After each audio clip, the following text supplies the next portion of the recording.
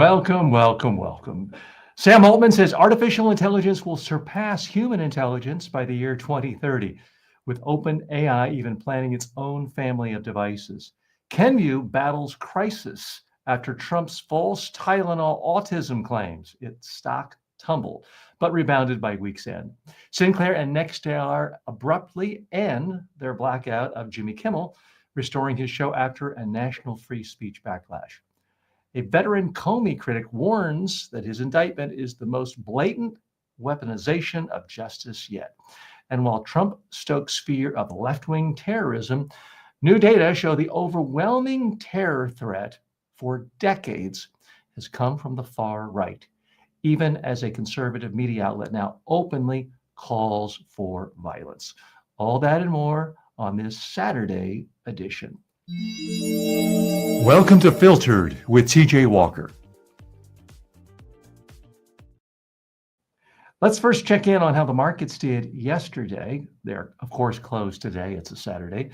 But for Friday, September 26th, the S&P 500 closed at 6,643.70, up 0.59%. So up for the day. Other stock indexes also went up. I'll give you the NASDAQ in just one moment. It is officially closing at 22,484.07, up 44%. Remember, over the last 24 years, the S&P 500 has returned 7.47% annually. NASDAQ Composite has returned 9.73% annually. Now, that's not how you typically hear business shows start. This is a little bit different here. This is not a show where all of our advertising is based on someone trying to get you to buy stocks, sell stocks, churn, buy this fund, that fund, chase the market, do market timing. I'm a big believer in trying to help you build long-term wealth. And Warren Buffett says it, John Bogle says it, I say it, not that I'm as smart as those guys, but the smartest way to build wealth is to systematically invest every single month in a low-cost index fund and not touch it for decades. If you do that, you will, in fact, become wealthy. Okay, we've got a lot to do today here on Saturday, September 27th. This is Filtered with TJ Walker. I'm your host, where every day, that's 7 days a week as of right now, we come to you and look at the top stories of the last 24 hours and then analyze them, filter them through the lens of communication skills. Let's dive right in just a moment. Hey, if you're enjoying this kind of take and want to hear more stories filtered through the lens of communication, make sure you're following the show, whether you're watching or listening. New episodes drop every single day.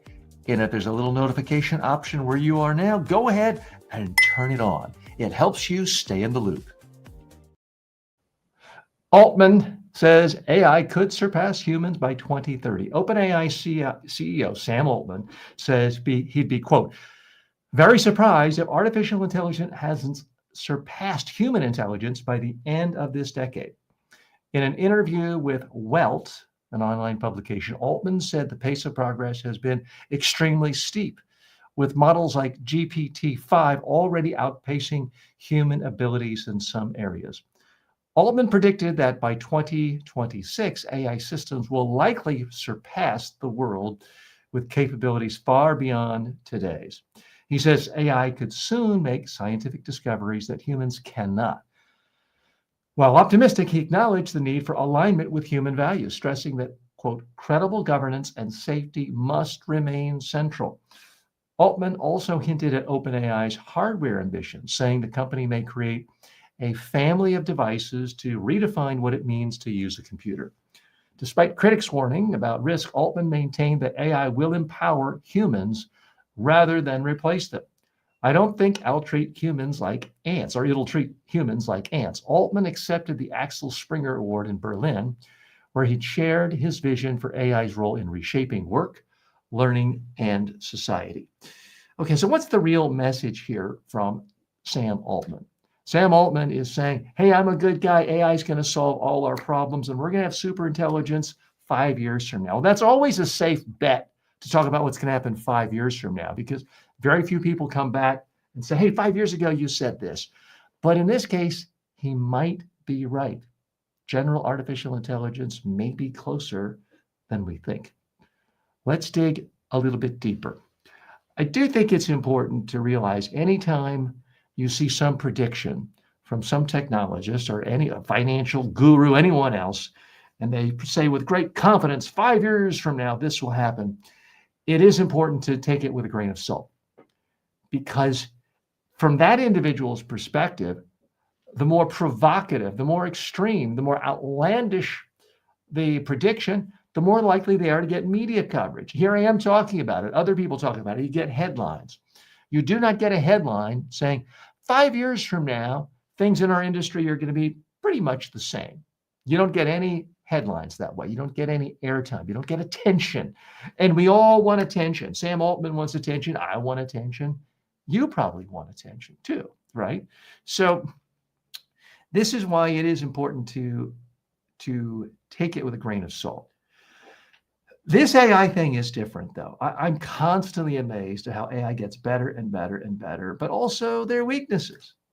I mean, just this morning, I was putting together the stock report from yesterday, and I use OpenAI's ChatGPT to help me compile scripts, the basic setups for stories, not stuff I'm saying now. And it gave me completely wrong data. And I explicitly give it instructions. Give me how the stock market did, the NASDAQ, the S&P 500, in the last 24 hours. What was the last close numbers? And I would say half the time it's wrong. I have to go back and check it and redo it. But other times it goes extremely well. It is extraordinarily powerful and effective, its ability to synthesize, to pull things together, to analyze things. This is why we're seeing entire swaths of the management consulting industry being decimated, because things that you used to have to spend $10,000, $15,000 on to have a smart 24-year-old writing a report on it, taking 2 weeks, ChatGPT can now do it in 10 minutes. This is happening in industry after industry after industry. The question, of course, is when can it think not just faster than humans? It's already doing that. Not just assess or read or observe data faster. It's already doing that. But when can it combine ideas and create new businesses, new projects, new solutions, new patents, new pharmaceutical drugs to solve real human being problems faster than human beings can? That's the big question. Now, Sam Altman is very reassuring in what he says. Well, humans are still going to be in charge. This is going to be good for humans. Well, what else is he going to say? I mean, it's very hard for him to say, yeah, I'm spending every waking moment, hundreds of billions of dollars, creating something that is going to destroy all of humanity. He can't very well say that, even if he thinks that. Now, he has been candid in the past where he says, there is very much risk. I don't think he's in the clear camp of an AI doomer, the way many people are who are convinced AI will absolutely destroy humanity. I'm not that pessimistic by nature. I don't frankly know what the advantage, if you're a machine, I don't know what the advantage is to getting rid of your creator. No one's really answered that for me. What do you think? When do you think artificial intelligence is going to not just enhance human work, make life easier, which it's already doing for pretty much anybody who has an internet connection? I mean, it's infiltrated every single thing we do. Just yesterday, I'm having to write a memo to my interior designer. I find it so much easier to dictate raw data as I'm walking around my house for changes I need into ChatGPT, not just a word processing format, not just Google. I'm dictating it right into OpenAI's ChatGPT. And then at the end, I say, now rewrite this to make it sound more formal, more intelligent, serious. And so it's good to go. All I have to do is cut, and it did it beautifully. It saved me a lot of time. So there's no doubt that AI is getting better and better and better. Some can quibble whether the 5.0 version is really that much better than the 4.0 version. I personally see things getting better and better. What do you see? How do you actually use artificial intelligence? Because if you ever go on the internet, you're bombarded with AI using you and using data points from you and what you've clicked on, what you've purchased before. So all of us are swirling around in these databases and being sliced, diced, processed to help other big companies make money. There's absolutely no doubt about that whatsoever. When is it going to really take over to the point of making my brain, your work, your actions, my actions completely irrelevant? That's what we don't know. And Sam Altman's not the only one to predict that it could be as soon as 5 years. Ray Kurzweil has made predictions that are not that far off. And he is a real artificial intelligence prognosticator who has a lot of credibility because he's been in the whole internet and computer space since the early 1960s, and he's still at it. So what do you think? You can post your comments right here if you're watching on TikTok, YouTube, Facebook, LinkedIn, any platform whatsoever, and I will take a look at what you say and respond. Claus is writing, says, good morning on Saturday. I was just wondering if there would be a show. Yes, Claus, I try to come with you every single day. Now, I can't do it at the exact same time. We're doing this show live a little later today because I was off playing pickleball this morning. That's the best time before it gets too hot here. And a lot of friends, my wife, neighbors, we all get together to play pickleball. And I think I can report to you, I think I won 2 games today and lost 2 games. So, but a lot of fun, a lot of great exercise and social time, went for a swim, and here I am with you. So glad to be here with you. We've got a lot of fun coming up in the show today. Some big issues, as always. Back in a moment. Filtered is brought to you by the following. Get the deeper takes I don't post anywhere else. Subscribe now at substack.com/@TJWalkerSuccess and stay in the loop. For years, people have asked how they could get one-on-one coaching from me inexpensively. Well, now you can, anytime, anywhere with the TJ Walker AI clone. It's like having me in your pocket, ready to help you prep for a speech, polish a pitch, or calm your nerves before a big meeting. You talk to it, it responds like I would, based on my real-world coaching of thousands of leaders and communicators. Check it out at tjwalker.ai. It's not just smart, it's personal. Want to support the show? Skip the ads and buy me a coffee. That's buymeacoffee.com/TJWalker.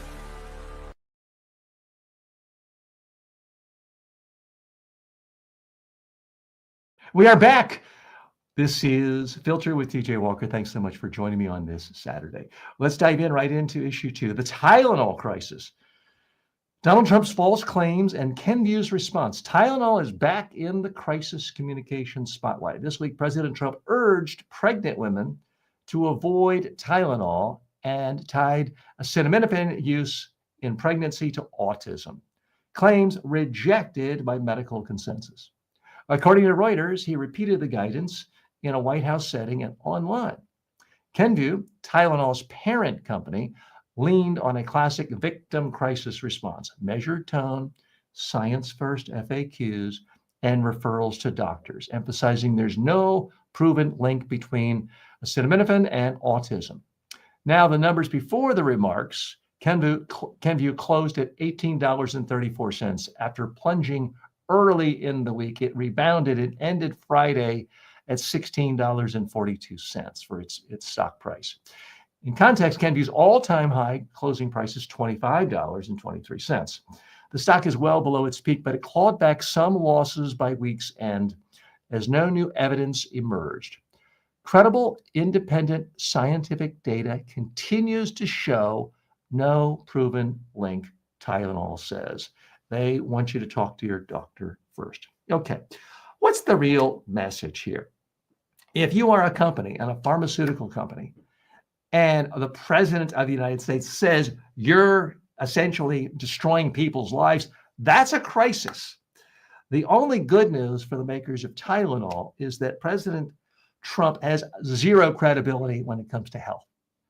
He's a guy who says inject bleach, don't take vaccines, essentially. He's a guy who says, oh, you shouldn't exercise, and the secret to long living is eating more ice cream. So if you're going to be attacked, it's best to be attacked by someone who has zero credibility on health, like President Trump. Let's dig a little deeper here. Now, when I saw this story, my first thought was, oh, this is Tylenol, Johnson & Johnson.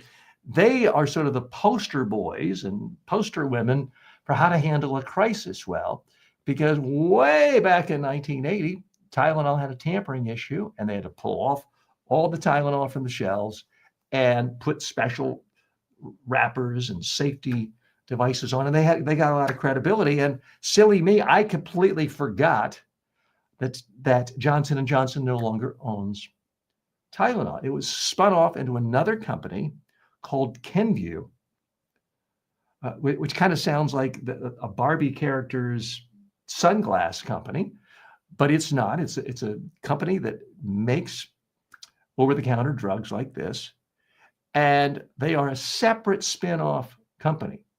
So I'm guessing the folks at Johnson & Johnson are thinking, whew, glad we dodged that bullet.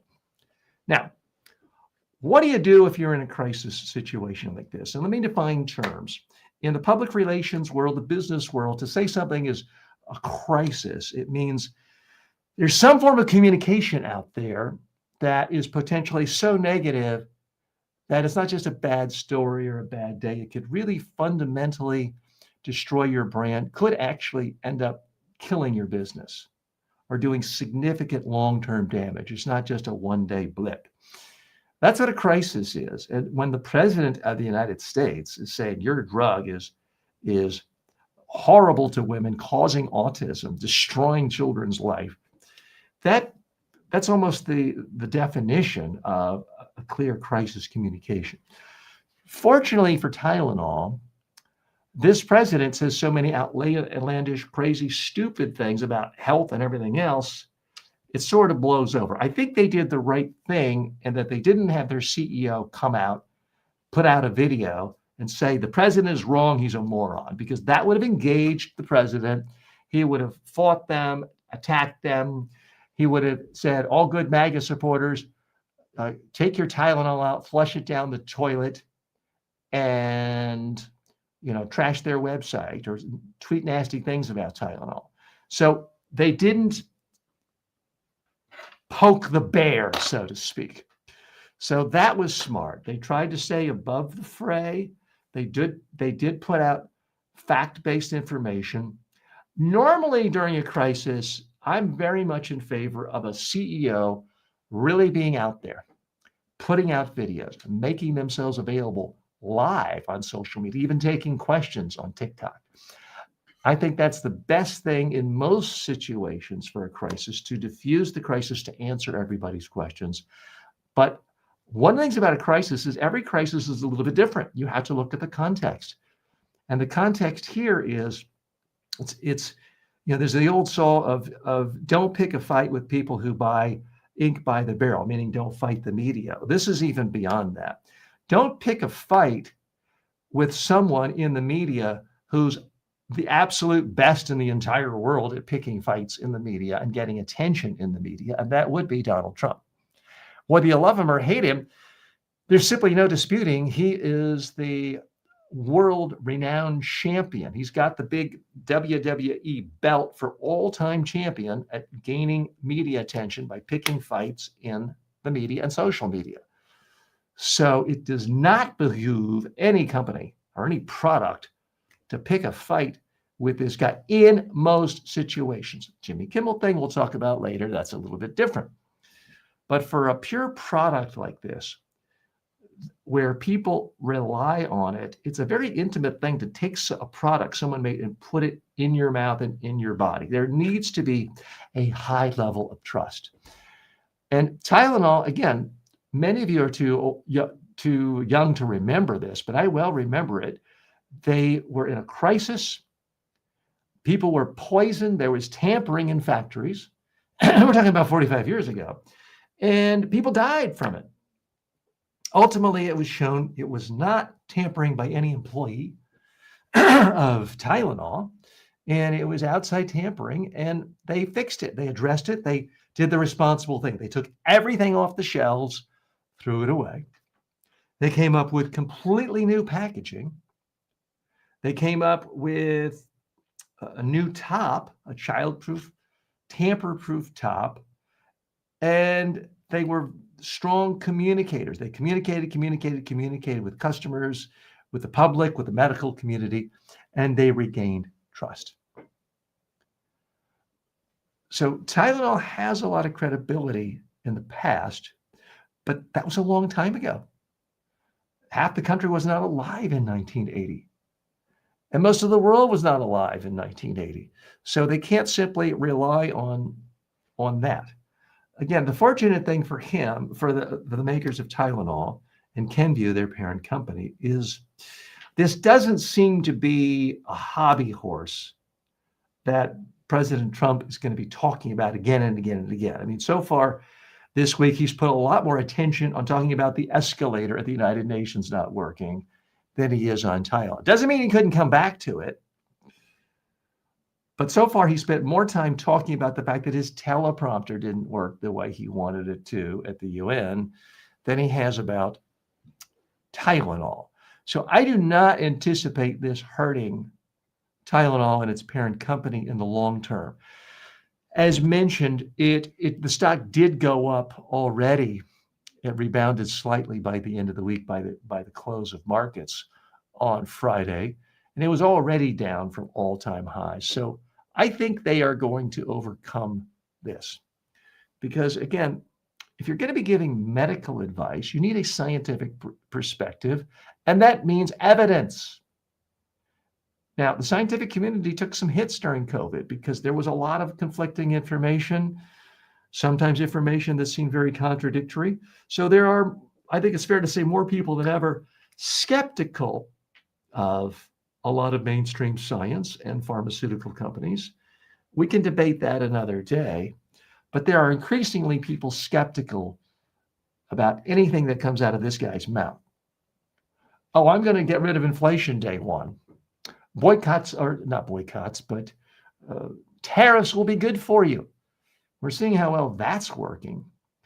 So at some point, when it appears that every single thing out of your mouth is a lie, then the next lie doesn't necessarily hurt the person you're lying against. But let's make no mistake about it. The president does have supporters, depending on what poll you're looking at, between 37% of the country and 42% give him some level of support. So they may take guidance. Now, I'm not a doctor, so I'm not going to tell you whether or not you should take Tylenol or not. There are pros and cons to Tylenol versus aspirin. For some people, aspirin as a pain reliever causes problems, irritation, sometimes bleeding. There are, according to mainstream medical evidence, some cases where Tylenol is better than aspirin. Some cases, aspirin is better than Tylenol. A case could be made. Again, I'm not your doctor, and I'm not telling you don't take Tylenol. A case can be made that a lot of times human beings get headaches simply because, those of you listening on the podcast, I just paused to pick up a big glass of water. You're not drinking enough water. Now, if you have headaches or pain, don't say, well, TJ said I can't take acetaminophen. He just said drink more water. No, that's not what I'm saying. What I am saying, when it comes to a lot of pains, we as human beings often are destructive. We eat bad food. We do not get enough sleep. We do not drink enough water. We drink too much alcohol, although ideally, if you're a pregnant woman, you're not drinking too much alcohol. I do think, as a general principle, most Americans and a lot of people around the world are a little too quick to grab any pill. I'm not picking on Tylenol. We're a little too quick to say, I don't have to eat healthy food. I don't need to drink water. I can drink sugar water all day long. And mochachinos that have, 2,000 calories worth of sugar in them. and I can stay up late and not get enough sleep. And I can have that extra cocktail. And if I got a headache in the morning, I'll just pop a pill. I do think that is a genuine problem that gets a lot of people into trouble. Now, I do want to stress there is no evidence that Tylenol is actually causing autism. But I have seen evidence that people who take Tylenol or any acetaminophen on a regular basis and drink alcohol, it puts a lot of extra damage on their liver and kidney. Again, I'm not your doctor, and I'm not playing one on the internet or on TV or on video, but you may want to check that out if that is one of your habits. I want to say a special hello to our friends joining us today on TikTok. Thank you for joining us, our friends on Facebook, on LinkedIn, on Twitch, on X, on YouTube, and all the other social media platforms. If you're one of our new listeners on any podcast platform, thank you so much for listening. And please take a moment to like the show, to follow it, to subscribe to it. There's no charge for subscribing to this show on iTunes, Spotify, iHeartRadio, or any other platform. So thanks so much for joining me. I will be back with the next issue in just a moment. Like what you heard? Don't let the algorithm bury us. Subscribe now at substack.com/@TJWalkerSuccess. Want direct access to me live? Want to unlock bonus episodes, behind the scenes takes, and full access to my premium courses? Then become a member today. Just go to tjwalker.com/members and choose your preferred platform, YouTube, Patreon, whatever works for you.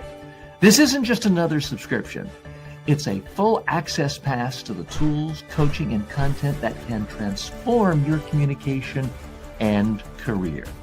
tjwalker.com/members. I'll see you in local TV giants end Jimmy Kimmel boycott. Two of the country's largest station owners, Sinclair and Nexstar, are putting Jimmy Kimmel back on the air, according to the Times. Both groups have been preempting Jimmy Kimmel Live since Tuesday, when the late night host returned from suspension with a monologue about the man accused of assassinating Charlie Kirk. The blackout deprived millions of viewers in dozens of markets of ABC's flagship late night show, including Washington, D.C., and quickly became a flashpoint in the national free speech debate. Sinclair initially demanded that Kimmel apologize and donate to Turning Point USA. By Friday, both companies reversed course, citing viewer backlash, lost ad revenue, and, quote, thoughtful feedback from community leaders. Disney, ABC's parent, declined to comment, but industry analysts note the boycott coincided with Nexstar's $6.2 billion bid to acquire Tegna, a deal that requires approval from the FCC, where Chairman Brendan Carr had applauded the blackout. Ratings pressure and political calculations appear to have played a role in the sudden about-face. Okay, this warms my heart, I have to tell you. This is profoundly good news if you believe in democracy, if you believe in free speech. Okay, so what's the real message here? The message to Trump, the FCC, Sinclair, Nexstar, these other companies that said, we're going to muzzle you, Jimmy Kimmel. You got to get down on bended knee. You got to give contributions to right-wing causes. The message is, no, we don't. Jimmy Kimmel is back. He's back better than ever. He doesn't have to apologize to anyone, and he certainly doesn't have to give a campaign contribution to a right-wing propaganda organization, which was what these TV companies were demanding. Let's dig a little bit deeper here. This does show the entire country is not just ready to roll over and play dead to authoritarianism. This shows you can stand up to bullies. This shows that not every American who's a centrist, who's a moderate, right of center, who believes in the Constitution, is ready to just kick the bucket and give in to right-wing dictatorship. this is probably, in many respects, the most positive thing to happen in America, as I see it, in the last 9 months. Because it's a sign that the center, that Democrats, little d Democrats, i.e. people who believe in democracy, haven't just given up. This does show the power of people speaking up, because initially it was Brendan Carr, the henchman of the Trump regime, saying on a podcast, basically, we could do this the hard way, we could do this the easy way, threatening these TV stations and these TV networks and Disney to saying, you better take off Jimmy Kimmel. And they did fold. Bob Iger, the CEO of the parent company, Disney, chickened out and said, oh, yeah, I better take him off. Don't want to lose our licenses. And everything was going according to the plan. Very similar to what happened with universities caving and saying, oh, we're sorry, dear leader, here's money. We'll change all of our policies. Very similar to big law firms saying, oh, we're sorry, dear leader. Yeah, we'll do whatever you want. We'll do pro bono work for you. We won't support any bad Democratic clients anymore. Institution after institution after institution in this country has rolled over and played dead to this far-right dictatorial regime we now have in Washington. And finally, somebody stood up. You, the people, actual human beings, viewers. It was because of people canceling their Disney Plus membership, because of people saying we're not going to go to Disney parks, because of 400 movie stars and TV stars and creators saying we're not going to work with Disney anymore. All of this pressure on Disney had an impact. And it really had an impact on these two really slimy companies. I got to tell you, Sinclair and Nexstar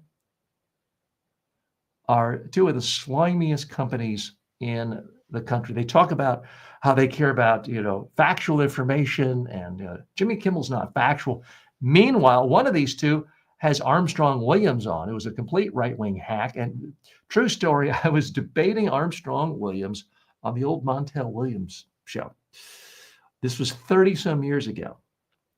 And he looked at me and pointed and said, TJ, you liberals are, your ilk, you're destroying America and our traditional family values. Well, a few months later, all the men in his office basically sued him for touchy-feely grabbing their private parts.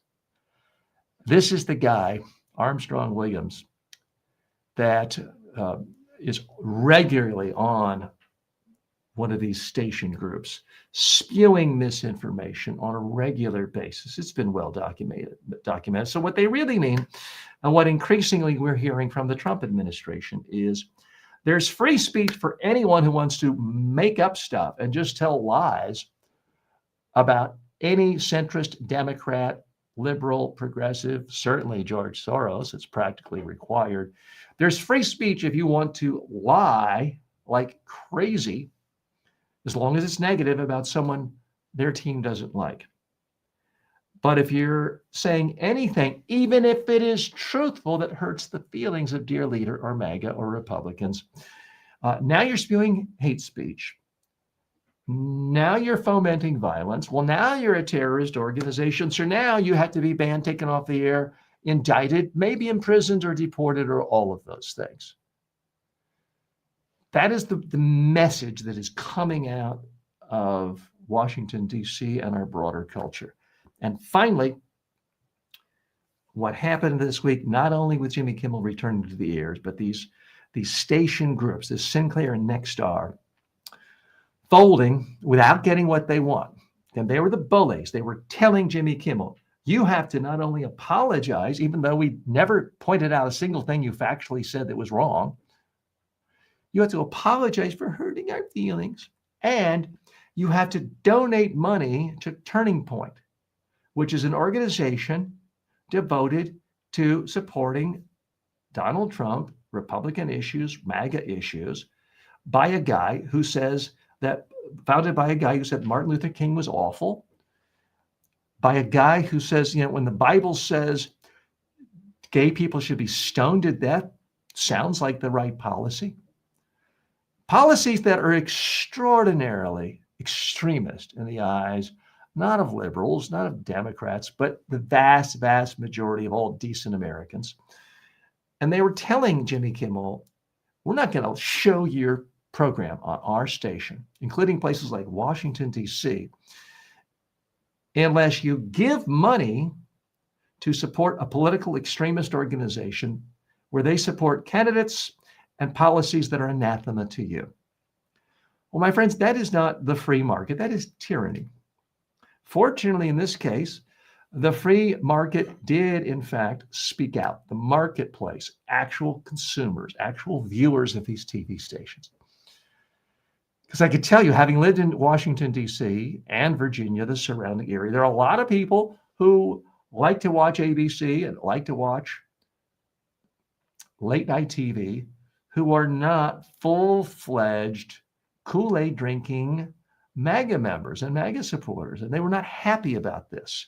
They were not happy about not being able to watch what they wanted to watch. And they spoke out. And guess what? It worked. My only advice to you, if you're an American, and if you're joining us today in India and Egypt and other places where we frequently do get a lot of viewers, I want to thank you for spending time with us and let you know I do try to most of the time talk about issues that affect everyone in the world. But sadly, these days, when the leading free market democracy in the world turns its back on basic principles, it does affect the whole world in a profoundly negative way. So I'm assuming that is why you're also watching. Now, a couple of things to keep in mind. What happened here and why these interconnections are so powerful. Both Sinclair and Nexstar are trying to expand. They want to buy more TV stations in America. And in America, you can make the case this is an archaic rule, but there's a rule where no one company is supposed to own TV stations that cover more than 39% of the country. Now, this rule was made back in the day before there was cable TV, before there was the internet. So the fear was it would be too much power for any one company to be able to cover the whole country because there were only 3 TV stations available to most people in most cities. You can make the case the rules are archaic, but it's still a rule, and the FCC has to enforce the rules. So what both of these companies were wanting is an exemption, a change of the rules in their favor. And you have to assume that they said, we want the FCC to like us. Here's the FCC saying, we don't like Jimmy Kimmel. We don't like ABC. So put pressure on them to take him off the air. So you have to assume they said, let's just pander to the FCC. And the FCC said, well, we didn't call and tell them to do that. Well, you don't have to. It's obvious. The head of the FCC is saying publicly on podcast, he wants this guy off the air. So if you're the head of Sinclair or Nexstar and you're thinking, we want the FCC to like us, here's what they want. Let's just deliver it to them. Again, they have a pending $6.25 billion merger that is looming. I'm guessing they're still going to get it because the whole idea of regulating the marketplace to help consumers is not exactly a concept that has a lot of currency in Washington, D.C. these days. The only thing that seems to matter is how can you line the pockets of a family member of the Trumps? That seems to be the only criteria. So maybe Nexstar or Sinclair will just say, hey, well, we'll just give Tiffany Trump 5% of the company. You let this merger goes through. Sounds crazy, sounds outrageous. In the past, a lot of things sounded crazy and outrageous. They are now the norm. We have a sitting president who has started meme coin after fake business, after scam, has enriched himself, depending on who is doing the accounting, hundreds of millions, if not billions of dollars, while sitting in the White House. So nothing is beyond the pale anymore. And thanks to Anna for writing in, says, I love your content. Keep it up. Anna, thank you so much for joining. If you are watching this live, we typically do show this live every day warts and all. If I make a mistake or a blunder reading the teleprompter, you do see it right here. And then we share it on every podcasting platform and other video platforms on demand as well. So we have a lot more to come up on the show today. Please stay with us through this brief commercial break. We'll be right back after this break. Want to advertise here? You better be legit. No crypto, no junk food, no supplements. Go to tjwalker.com/advertise. Most people can't afford a full-time coach. And even if you could, good luck finding one who's available when you need them. That's why I created the TJ Walker AI clone. It's built on my 40 plus years of real-world coaching and training. You get my exact advice, style, and frameworks instantly. Ask it how to handle a tough question, get feedback on your elevator pitch, rehearse your next big talk. This is the next generation of communication coaching. It's smarter than an app, more personal than a course, and always ready. Start using it today at tjwalker.ai. You'll wonder how you ever did without it. Welcome back. The Comey Indictment, seen as a political weapon. Journalist Garrett Graff, writing in the New York Times, argues that the new indictments against former FBI Director James Comey are less about law and more about politics. On Thursday, Comey was charged with making false statements and obstructing justice charges, brought only after the U.S. Attorney for the Eastern District of Virginia resigned in protest.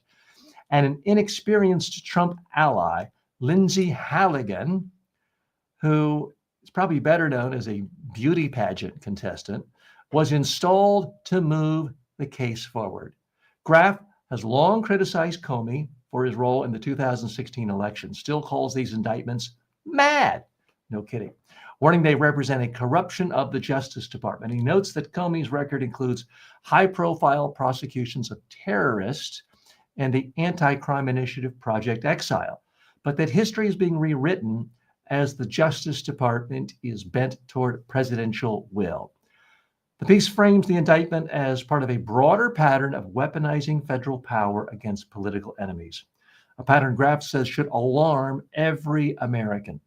He concludes the charges are unlikely to succeed in court, but succeeding politically by intimidating critics. Okay. What's the real message here? The message is, if Donald Trump says, I don't like you, expect to go to prison. Democracy is gone. The rule of law has been disintegrated, destroyed in America. We're now living in a Mel Brooks movie where it's good to be the king, and if you see something you don't like, that person can fly over you, just shoot them, bang, they're gone. Let's dig a little deeper here. This is something that is viewed as utterly contemptible, not by liberals only or Democrats only or progressives only, but by good, honest conservatives and Republicans and libertarians. The idea that the president can just start dictating and telling people, I don't like this person because they criticized me once. They did something I don't like. Now, find something on them. I don't care if it's the IRS. I don't care if it's trumping up some phony charges. I wouldn't be surprised if he goes as far as saying, just plant illegal drugs in their gym bag. I don't think we're far away from that. I don't have evidence he's doing that yet, but at some point, it's very clear that Trump is just sending a message. I don't like this guy, get this guy. If you're not willing to get this guy, I'm firing you. I'll hire someone else. If that person doesn't do it, I'll fire someone else. And if I have to go through the ranks and get rid of career prosecutors, I'll do that. If I have to look at people with 5 years experience instead of 10 who normally do it, okay, I'll look at that. They won't do it, I'll pick someone with 1 year experience. If I can't find anyone with 1 year experience to do my dirty work, I'll find someone like this Lindsay character with 0 experience. She has more experience appearing in beauty pageants in the Miss Colorado pageant. She spent more days on that than she has prosecuting people. And it's absolutely shameful and despicable. There was a time when a lot of lawyers said, okay, a person I respect said there's no legal basis for doing this. They are resigning. I will resign. And if you have enough people resign, at some point, the politician gets the message. Even Dick Nixon got the message at some point. Not so with this guy. I mean, if he couldn't get this Lindsay character to indict James Comey, I think we probably aren't that far away from him simply appointing his own daughter. Because yes, Tiffany Trump has graduated from law school, from Georgetown Law School. And let me go ahead and make this prediction right now. The next time Pam Bondi doesn't do exactly what Donald Trump wants, and I mean exactly, like within 5 minutes, we very well may see Tiffany Trump appointed Attorney General of the United States. I know she's only about 25 years old. I realize she has absolute zero qualifications or credentials. What's your point?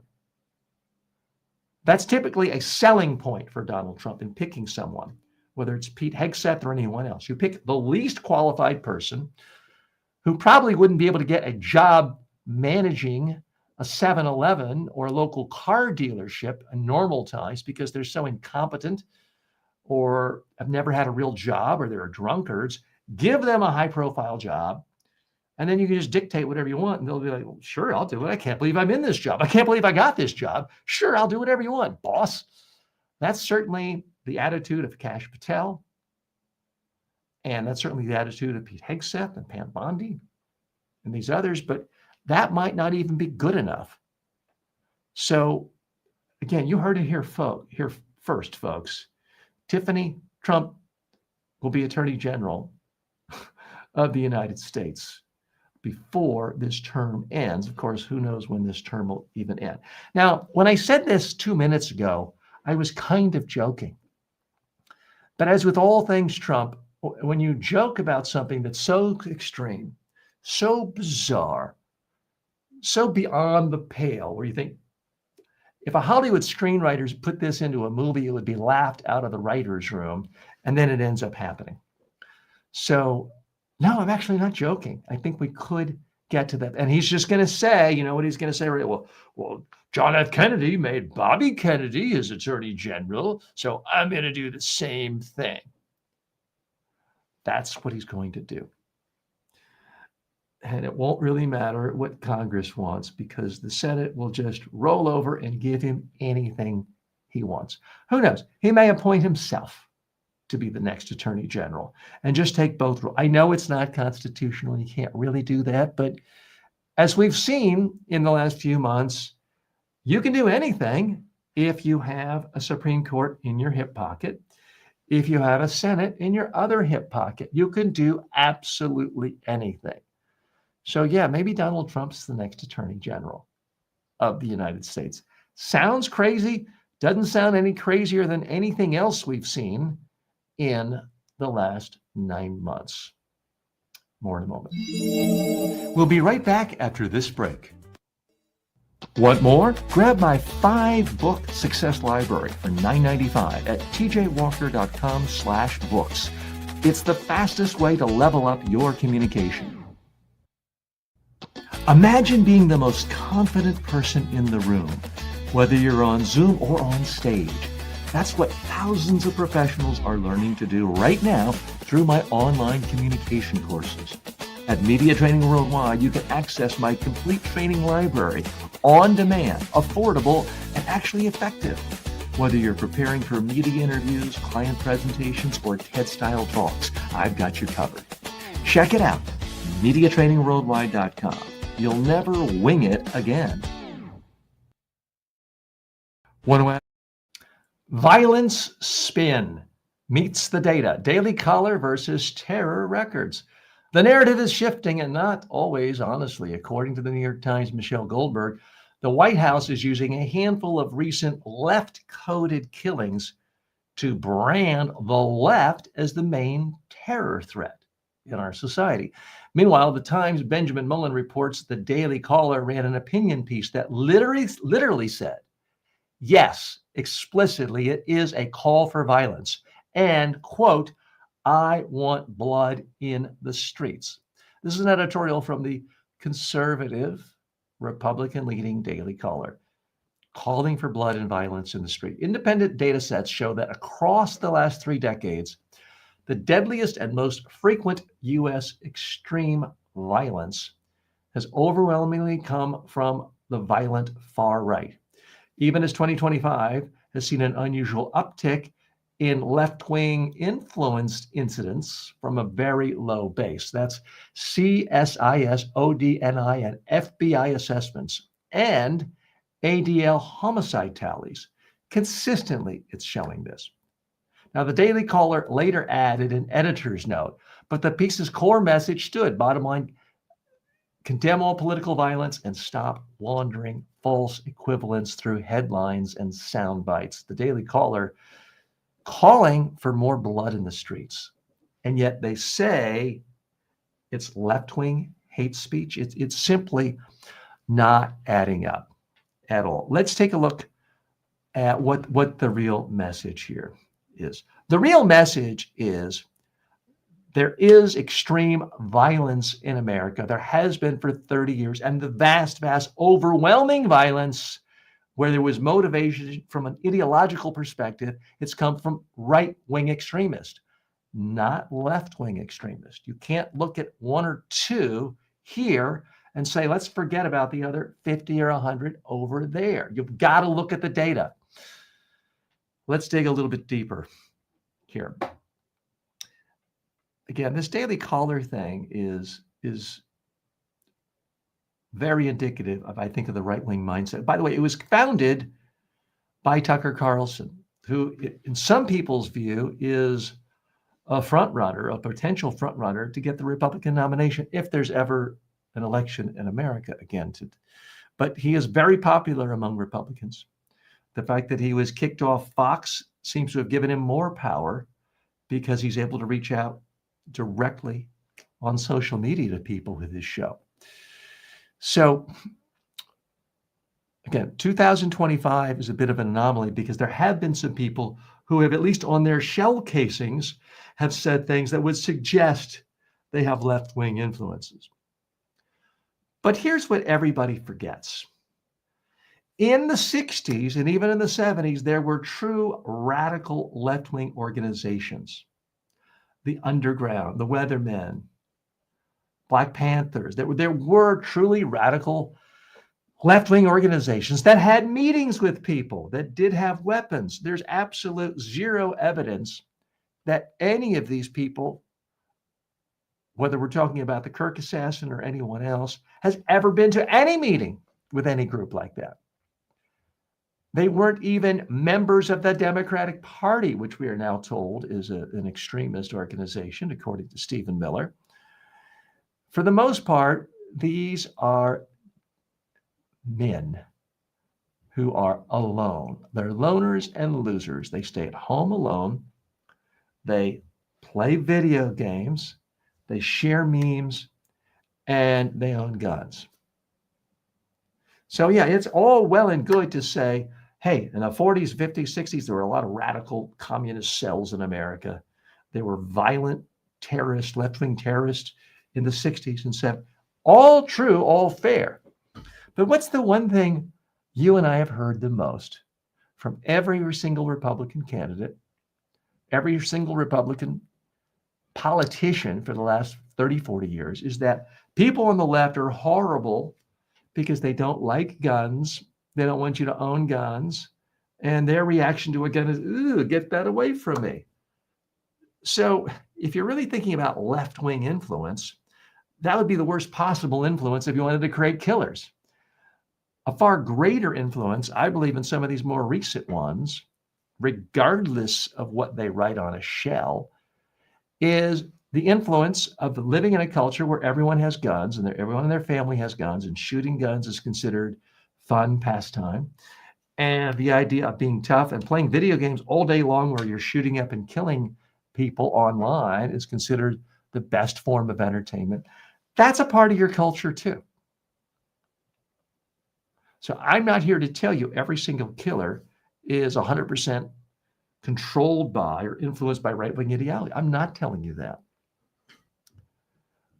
But those who are trying to cherry pick a couple of issues now and make it look like, well, the biggest danger in our society is left-wing extremists are not being honest. They're being profoundly dishonest. They are exploiting the deaths of individuals for their own political goals. And by the way, everyone seems to have forgotten this poor Democratic woman legislator who just earlier this year was assassinated. I didn't see her getting presidential medals of honor. Seems a bit hypocritical. She paid for her life because she had a D next to her name. And in that case, it was a clear-cut example of a right-wing extremist going after Democrats, hunting them down. He had a list, hunting them down because he hated that they were Democrats. And people were murdered. People who had actually devoted their lives to true public service and helping people, not just screaming at people and talking about how horrible Martin Luther King Jr. was, the way others did. So we're going to be monitoring that. I would urge you, be careful. We're already seeing this with Stephen Miller. We're seeing this from Trump. They are trying to use the fact that we live in a culture awash in guns where any idiot who looks at a meme and gets angry can go out and murder anyone and everyone. They're using that as a way of branding anyone who doesn't agree with them. Anyone who's not a supporter, they're just saying you're an extremist. There's no such thing as a centrist anymore in the eyes of anyone in the Trump administration. You're either 100% with us or you're an extremist. And if you're an extremist, you're a terrorist. And if you're a terrorist, then we don't have to debate you. We can simply ban you. We can outlaw you. We can indict you. And pretty soon, I think we're going to see actual imprisonment for people who have any views other than the politically correct, the right-wing woke views that get the official stamp of approval from this administration. Okay, we're going to move on now. It's Saturday morning. I'm hoping you're having a good Saturday. I'm having a great Saturday. I woke up today, prepared for the show, but then I delayed it a couple hours. I went out and played pickleball, got some sunshine, got some exercise, got to talk with friends, got to make new friends in my new neighborhood, played some pickleball with my wife and other friends. Really got the blood flowing. Got out of breath at one point because it was so hot. Really got a good sweat working up. I hope you do something like that today. Doesn't have to be pickleball. Could be riding a bike. Could be playing softball. Could be doing anything other than just sitting watching video. I realize that's hypocritical of me because here I am trying to get you to watch me while presumably you're sitting looking at a phone or looking at a TV, as many of our viewers do, or listening to a podcast. Maybe you're listening to this podcast when you're on the treadmill, or you're out for a walk, or you're out for a bike ride. So if that's the case, thank you so much for doing that. Let's switch now to our grab bag portion of the show. Shane Tamura had CTE. That's what the medical examiner says. The New York City's medical examiner found clear low-stage CTE in the brain of Shane Tamura. You may remember him. This is the guy who killed 4 people in the July shooting at the NFL's New York headquarters before dying by suicide. Investigators recovered a note in which Tamura claimed a traumatic brain injury and accused the NFL of concealing risks to maximize profits. Now, the caution here is that CTE's manifestations remain under study and they did not assess the causation. Okay, I'm going to say something here that's going to make me extremely unpopular, but I'm going to go ahead and say it anyway. The NFL is, in fact, sending a message to people every day. What they're saying is money for us, for our billionaire owners, is worth a lot more than killing and essentially murdering a lot of young men, especially young Black men. They're not going to live to be 70, 80, 90, enjoy their wealth. They're going to die at 45, homeless quite often, brain damaged, and their brains are going to look like Swiss cheese, and we don't care because our billions are more important than creating a work environment that keeps people from killing themselves. Because make no mistake about it, playing professional football is essentially killing yourself. I wish no one ill will. And let me be very clear. I am not in any way suggesting Shane Tamura and what he did is acceptable. It is not acceptable to score political points or to send a message by killing 4 people or even killing 1 person or injuring 1 person or even threatening violence. This is not the way to get attention about CTE, the brain damage that comes from getting smashed in the skull. But here we are talking about it. And so it is an opportunity to look at this issue. And now I'm really going to get everyone angry with me. If you are going to NFL, and I've been to NFL games, I'm guilty of this. I don't watch regularly. I watch maybe 1 game a year, the Super Bowl. But if you actively support the NFL with your money, you are complicit in killing people. I'm sorry. There's just no other way to look at this. When skulls are being bashed and bashed and bashed and bashed, it damages. Now, maybe they don't die on the field that often, although football players certainly do die on the field occasionally in high school, college. But you're basically asking for brain damage. There's no such thing as a safe concussion. You're doing some damage to your brain. We don't let people run slaughterhouses that are so unsafe that every other day someone falls in and their whole arm is ground up into the hamburger. And we think, well, that's just how it is. No, we have to put in safety rules. There are OSHA requirements, occupational safety and health regulations for every other industry in the United States. And somehow we think, well, because this industry is owned by billionaires, well, we certainly wouldn't want to offend a billionaire or do anything to make him poorer. And because we say, well, we like a sport on we like our entertainment, I guess we can't do anything. Well, no, you can do something. If I wanted to start a TV show that literally was like the Squid Games, and people died in every show, and I just said, well, hey, it's their right. They wanted the right to earn money and get out of debt. People should have freedom. People should have their right to do whatever they want for money. I couldn't get away with it. I couldn't create a work environment with a TV show where people die every week to chase money.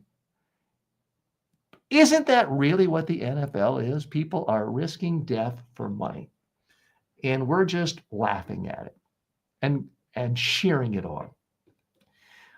If I wanted to, and I'm not saying I want to do that, if I wanted to start a show where I brought in Christians and lions and had them fight each other and had the lions eat the Christians, or maybe we'll pick a less popular religion, since a lot of people in the United States might be offended by that. So we pick some less popular religion.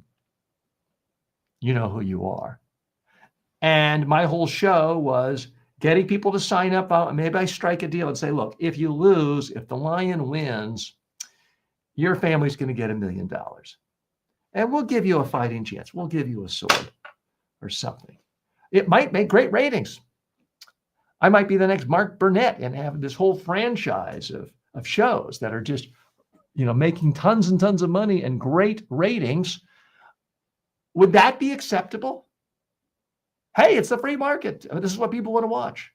No, I think a lot of people would say, that's too far. That's extreme. You're literally killing people for ratings and money. Yeah, that is what the NFL does. I understand. It's not an instant death. I understand Frank Gifford played in the NFL and lived to the ripe old age and was still coherent till he was quite old. It doesn't instantly kill everybody. No. But my goodness, have you ever looked at the average professional football player 10 years after their career is over? They're typically bankrupt, divorced, often unemployed, estranged from family, because their brain is shredded. They're incapable of having human relations, of talking, of not exploding and erupting with anger. They destroy everything they touch. Because for our enjoyment, they let their skulls get bashed in. So again, I am not excusing this Shane character who killed 4 people at the NFL headquarters in Midtown Manhattan. Nice building. I've walked by there many times. I think I've been in the place a time or two, where their store is. Scary. Not excusing that. Not suggesting that's the way to get rid of the NFL. I would suggest, you're going to laugh at me and you're going to say I'm a pathetic loser. I think you can have professional football that's flag football, where there's no tackling. You could do it. If people can watch tennis players, I mean, tennis might be more interesting if every 60 seconds the players could come to the net and hit each other over the head, and whoever was strongest bloodied up the might get ratings. But we don't do that with tennis. We figured out another way of tennis that doesn't involve physically bludgeoning the opponent. There's a lot of skill involved with throwing, catching, running, dodging. It could be reconfigured in a way. Women's football, I understand women's football doesn't get ratings the way the NFL does, but you could, in fact, have some version of flag football or some form of protection so that the brains of these players are not completely destroyed. Moving on in the grab bag. This is a fun story. Wisconsin GOP candidate Bill Barron exits the governor's race. He's a Republican businessman and former Navy SEAL. This guy, Bill Barron, ended his 2026 Wisconsin governor bid after reports surfaced about sexually explicit accounts he followed online, which he called a targeted attack piece. His withdrawal narrows the GOP field to Representative Tom Tiffany and Washington County Executive Josh Schuman as Democrats field multiple contenders. Now, what I'm leaving out, the most interesting part of this was not that just he looked at pornographic websites, but that some of the ones he had an account on were for transsexual pornographic sites. So it's always like this. The people who are part of the big conservative traditional values party always seem to be the ones who are the freakiest and kinkiest. It reminds me of the former lieutenant governor of North Carolina, I believe his name was Robinson, running as the big Christian, the big conservative, and it turned out he was a member of every kind of porn site and called himself, what was it, a black Nazi lover, just the most extreme, vile things imaginable. And all the messages trying to pick up women. Meanwhile, he's supposed to be the big Mr. Traditional family guy. Now, I'm not suggesting that anyone who's ever been to a porn site should be removed from consideration from politics. That's not my point.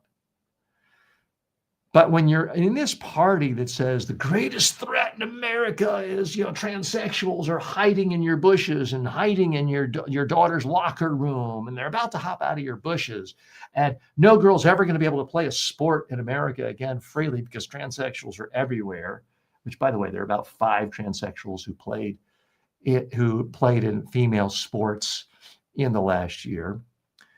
When you're a part of that party, and then it turns out you're like addicted to transsexual porn, it just makes you seem foolish, ridiculous, and absurd. It reminds me, I had a flashback 50 years ago. I was a young Baptist boy in North Carolina at a camp called Fort Caswell. It was a summer camp for good little Baptist boys and girls.